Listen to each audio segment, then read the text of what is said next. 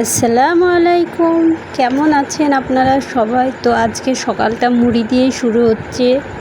মুড়ি দিয়েই শুরু করলাম আর সকাল। তো মুড়ি টুড়ি খেয়ে এবার রান্না করতে চলে এলাম।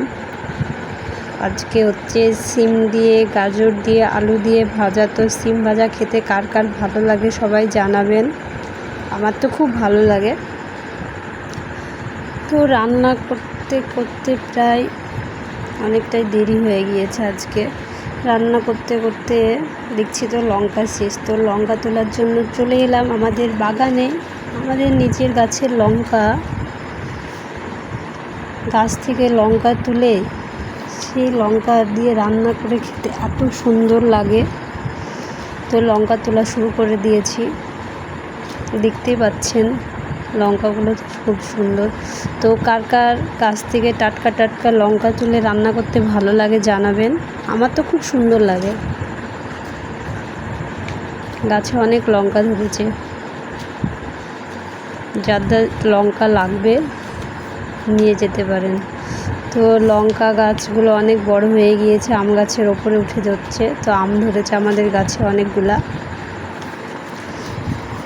আমটার নাম জানি না, আপনারা কেউ জানলে বলবেন আম গাছটার নাম কি। তো আম গাছের ওপরে পেঁপে গাছগুলো অনেক বড় হয়ে গিয়েছে, পেঁপেও ধরতে লেগেছে। এ লঙ্কার ফুল এসেছে। আসলে আমরা বাড়ির সবজিটাই বেশিরভাগ সময় খাওয়ার চেষ্টা করি। বাড়িতে টাটকা টাটকা সবজি রান্না করে খাই। তো এটা একটা ফুলের গাছ। ফুলের গাছটা দেখতে খুব ভালো লাগে। এই ফুলের গাছগুলো আমিই লাগিয়েছি, খুব সুন্দর হয়েছে। এটা হচ্ছে বেড়া ফুল না কি বলে বেশ আমি জানি না নামটা। বেড়ায় বেড়ায় চলে যায়, দিয়ে সুন্দর একটা ফুল হয়। এটা নিম গাছ, আপনারা তো সবাই চেনেন নিম গাছ।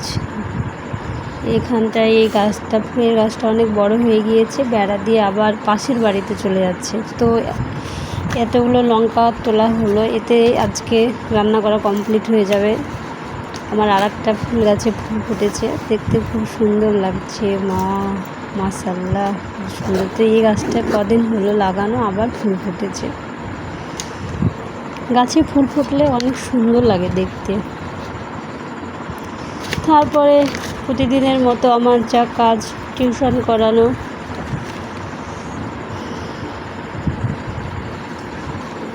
তো এদেরকে তো আমার পড়াতেই হবে, যতই কাজ থাকুক তাও। তো টিউশন করানো কমপ্লিট হয়ে গিয়েছে। এবার আমরা একটু ঘুরতে যাব বলে বেরোলাম, দেখা যাক কোথায় ঘুরতে যাই। সবাই